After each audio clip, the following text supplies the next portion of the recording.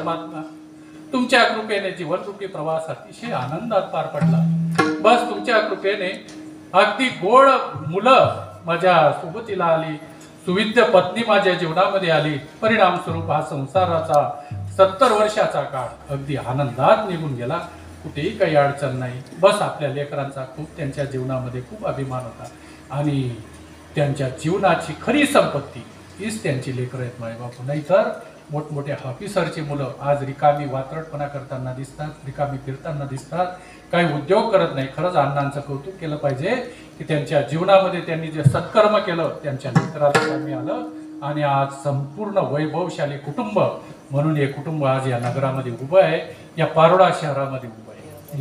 एरंडोल शहरामध्ये, पारोड्यामध्ये राहिलं बराच काळ, शब्द जात नाही अजून. या नगरामध्ये उभं आहे.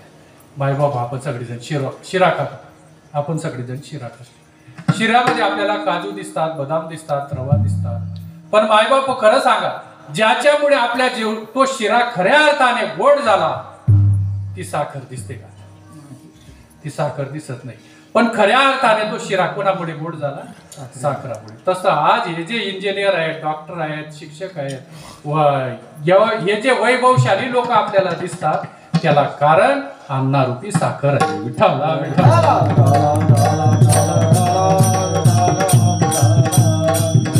एक भाग्यवान स्त्री तुळशी वृंदावनाजवळ दिवा लावते. रात्रीच्या वेळी दिवा लावल्यानंतर दिव्यामध्ये तेल असतं, तोपर्यंत तो दिवा जळतो.